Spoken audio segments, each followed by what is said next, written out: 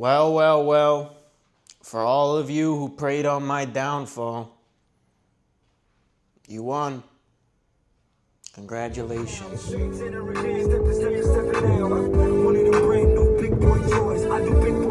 I make big boy noise, cause I know what girls like. I know what they like.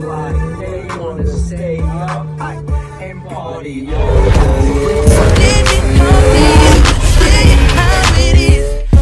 Your support is heading up. He should be there shortly.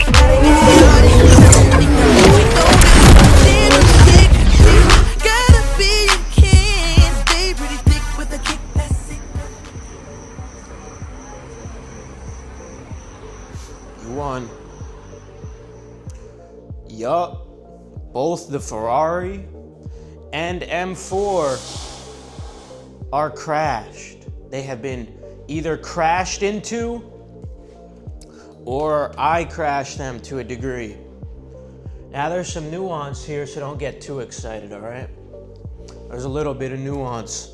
And I'll explain both of them, but I figured this would be a good opportunity to explain to you guys something very important in life, and that's you always have to search for the silver lining, because inevitably unfortunate things are going to occur in your life, no matter what. It's inevitable.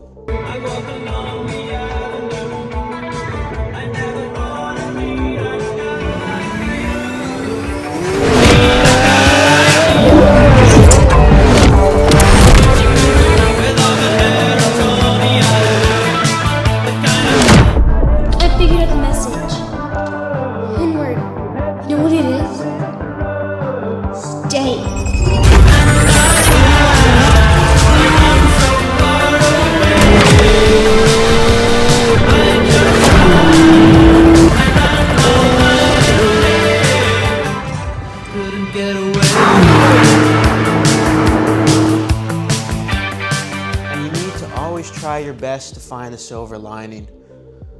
And sometimes that silver lining is really going to be fighting for its life. The passenger who was with me in the Ferrari was saying that. They said the silver lining was really fighting for its life because I was explaining this to her. And I thought it was so funny. It was so well said because I got in such a fucked up situation with the Ferrari because of it. But I did manage to find the silver lining, and I want to walk you through the process I take of how I find the silver lining in things and how you could apply it in your life, and hopefully you can conquer these unfortunate events that inevitably are going to occur in your life. Okay?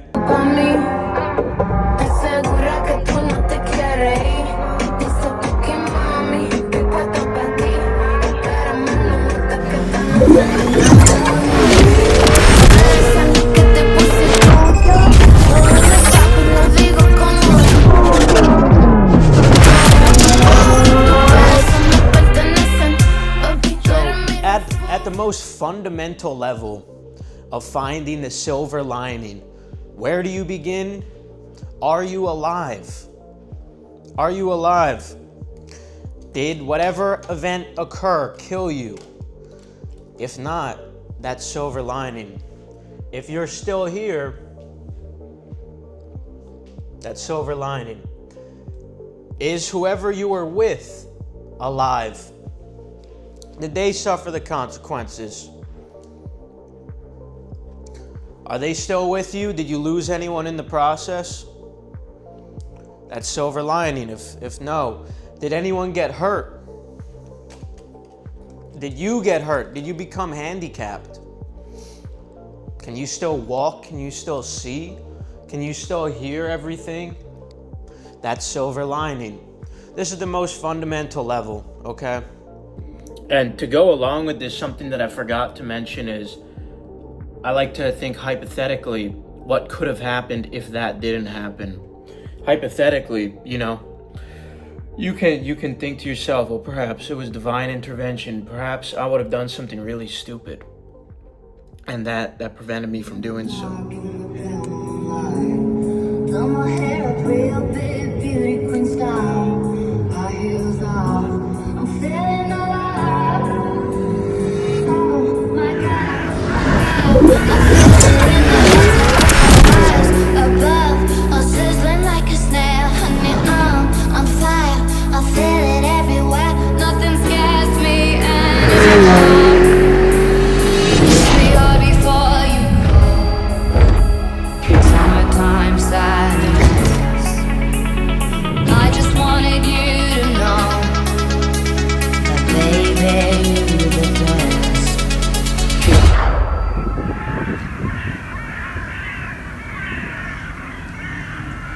next level, I like to ask, how did I get myself into this situation? And this relates back to a video I made a long time ago called The Taxes of Life. In life, you're inevitably going to have to pay taxes on everything, no matter what. You're gonna have to pay taxes, and that's not just your income tax and sales tax that the government literally directly takes from you. No, this is a more indirect tax. Whenever you have something good in your life, you can always expect to be taxed on it. As soon as something good occurs in your life, as soon as you obtain some good material or good relationship, whatever it is, always just assume, go into it prepared, knowing and expecting that you are going to get taxed on it. That you are inevitably going to have to pay a tax for that, and that's beyond sales tax. So I ask myself, how did I get myself into this situation? Well, I had to own a Ferrari in the first place, right? I had to own a BMW M4 in the first place, right? All of my diamonds are dripping on him. I met him at the bar, it was 12 or something. I ordered 2 more wines, cause tonight I want a little context if you care to listen. I find myself in a shit position. The man that I love sat me down last night and he told me that it's Copy 19. Be on the lookout for racing vehicles. I don't wanna feel, so I stick to sipping. And I'm out on the town with a simple mission. In my little black dress. 27 in pursuit.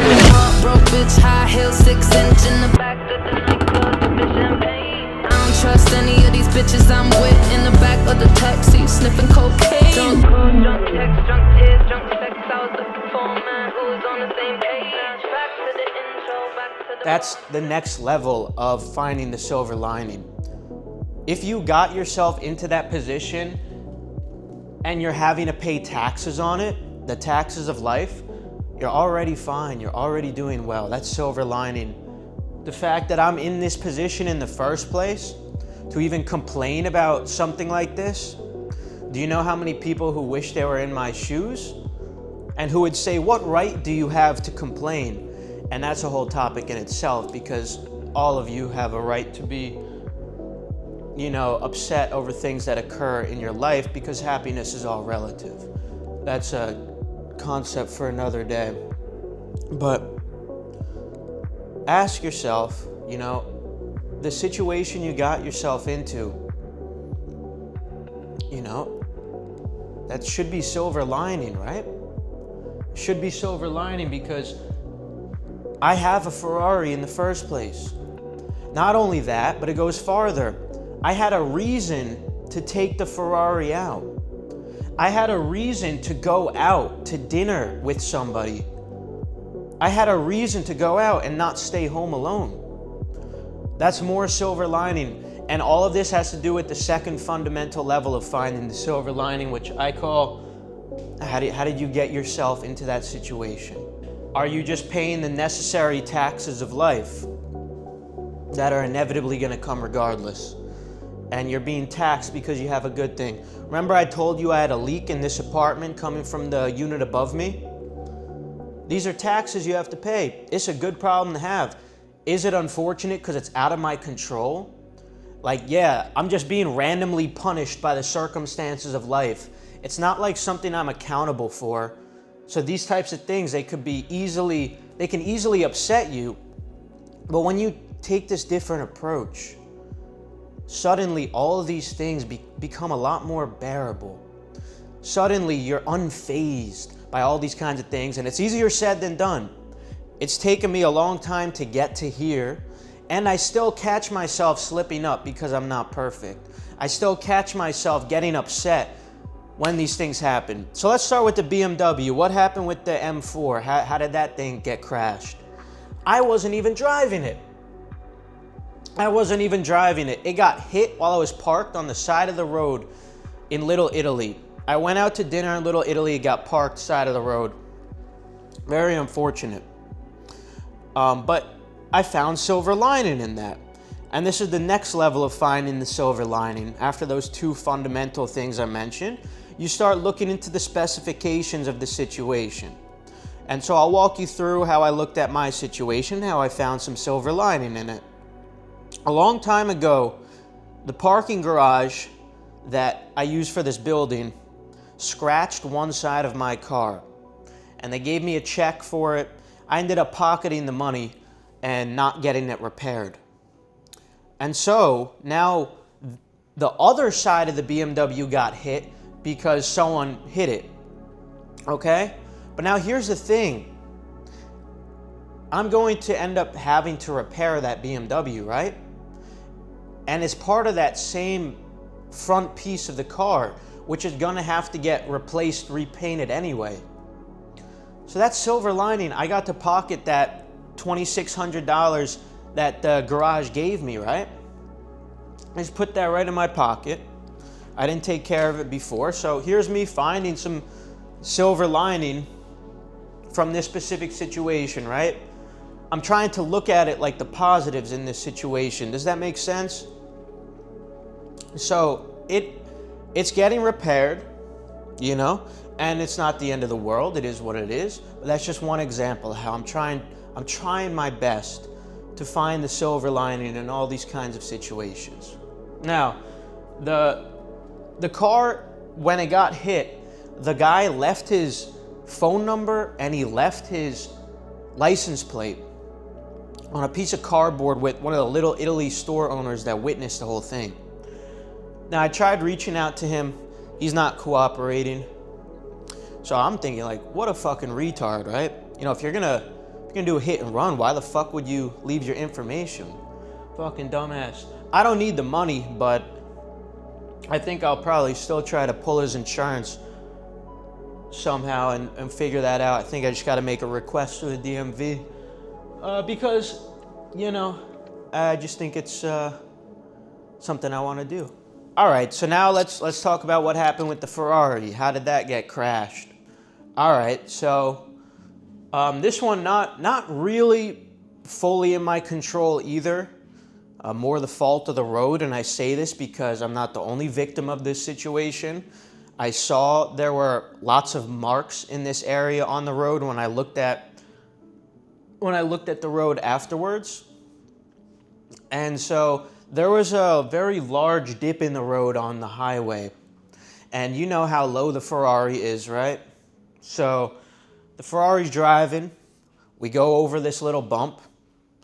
And this little bump absolutely demolished the undercarriage of the Ferrari. Super scratched up. Some of the fins, the aerodynamic fins on the back ended up falling off. And I'm thinking, you know what? This is no big deal, right? I'm thinking no problem.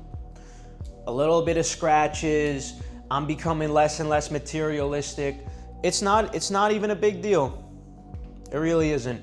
So that was one night, right? I think it's just scratches. I end up taking the Ferrari. I end up taking it the next day out to dinner. I have no warnings or anything at all. I think everything's fine, just some scratches underneath the car. Anyway, I'm going out to pick someone up for dinner, right? We get to the place of dinner, everything's fine. And as we're approaching the place for dinner, I start having trouble shifting. And then I see a little red gearbox come up. I'm thinking, oh boy, this is probably relevant to the fucking situation from last night. Probably relevant to that. And sure enough, it was. Now, after dinner, ended up getting back in the car, going back to my place. Now the gear shifting is getting even worse. Now I stop at a red light and the car gets stuck in neutral. And this building is surrounded by project buildings down there. It's not a great neighborhood. I got some crazy stories for you actually. Some other day I'll share. But not an ideal neighborhood for a Ferrari, a white Ferrari, to get broken down and wait for a tow truck, which in this case ended up taking like 6 hours. 6 hours for a fucking tow truck. But anyway, I knew if I let this car stop again, it was gonna get stuck in neutral on the side of the road in this bad area. So I just didn't let off the gas. went through a couple red lights to make sure I could get this thing in the garage. Got here, as soon as I pulled it into the garage, stopped the car, tried to restart it to park it in a better position, would not start. The thing was cooked. Now this is where it gets interesting. It turns out that bump cracked the gearbox and the oil pan's completely gone. And so now what's interesting is either Ferrari is trying to protect itself, you know, by not letting me use the gears, or I've already done sufficient damage to completely destroy the transmission, which is gonna be like a $40,000 repair. So, I don't know yet. It's at Ferrari right now. It just got there like a day ago, 2 days ago. So I don't know what's gonna happen, you know? But I don't care. I'm unbothered, I'm unfazed. And you know what? I found silver lining in that situation. And my God, the silver lining was fighting for its life.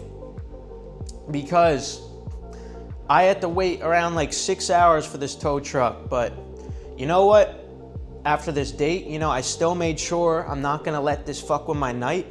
Still made sure I had a good time the rest of the night while I waited for this tow truck. Still had a good time and all. That's silver lining in itself. You know, that's one thing in life too. You never want to unnecessarily worry. If something's gonna go a certain way regardless, like I have to wait for a tow truck regardless, that's something out of my control. That's outside the scope of my control, so there is no use in me worrying about it. There is absolutely no benefit to worrying about something that hasn't happened yet, for being outcome dependent on something, like when a tow truck's gonna arrive. No, I just let go. I enjoyed my night. I had to stay up till 6 a.m. waiting for the tow truck, but it's not the end of the world, you know, no problem. And the whole time I'm thinking, what a good problem to have. What a great problem to have. Here I am, up here, having to stay awake till 6 a.m. because my Ferrari is having problems. Boo-hoo, right? That's how you have to convince yourself. Like, that's the mental gymnastics you have to do. You have to get into this habit. It's just a part of life, you know. As you go through life, these unfortunate things are gonna happen, and they especially hurt when they're not really something you're fully accountable for. But these are the types of things you have to convince yourself of. Anyway, that tow truck driver, he ended up going up the wrong way in Manhattan, missing the Williamsburg Bridge, added like an hour to the trip, right? And, you know, I wanted to be pissed off, but instead, when we finally got on the K Bridge, after unnecessarily going up an hour through the city, and going to the Queensboro Bridge and realizing the ramp was closed due to construction and his GPS didn't tell him that beforehand, I never got mad. As soon as we saw the construction, I just started laughing. And on top of that, I made a good conversation with this guy. He was like 23. You know, he made some mistakes with the GPS, but I didn't get mad at him. Instead, I told him, you know, you seem ambitious. Maybe I could help you make some money. And I gave him a free invite to my group. And I showed him the ropes the next morning, like how to get started reselling, how he could make some easy side income. The fucking camera overheated. But essentially, the tow truck ended up going up the wrong way, added like an hour to the trip. I ended up not getting home until like 6:30 a.m. Got like no sleep, and I still got my obligations to fulfill the next day for running my business. And so now I'm gonna have sleep debt and all, but you know what? The silver lining, I got to help this kid. And that's with finding silver linings, sometimes you have to create the silver lining, right? I enjoy helping people, and so I saw an opportunity there. I saw this kid was ambitious, hardworking, 23s, working the night as a tow truck driver. I saw the silver lining there as an opportunity, this unique circumstance that brought us together, that I could at least have a positive impact on his life. Another instance of silver lining was because we went the wrong way, I got a view of the city that I wouldn't have otherwise got. And it was at like 5 a.m., 5:30 a.m. And it was all cloudy and misty. and the sun was just barely coming up through the clouds. And I realized I'll never get that view again because I don't wake up at that time. And it was a very unique view, and it looked very beautiful. And I'll always remember that image now. It was a unique, very unique view of New York City that I could see any day if I want to, but I don't because it's not my schedule. I would normally be sleeping then, so that's silver lining, you know? I'm trying to find the silver lining, okay, guys? So we're gonna see what's gonna happen. Don't worry. You know, these repairs will be done for both of them, and we'll be back to making more videos soon enough. But I figured this would be a good opportunity to help you guys adopt this mindset, because there's always going to be unfortunate events that occur in your life, and you need to try to find the silver lining. You have to. It's the only way to get through these situations. And I forgot to mention the funniest part about this.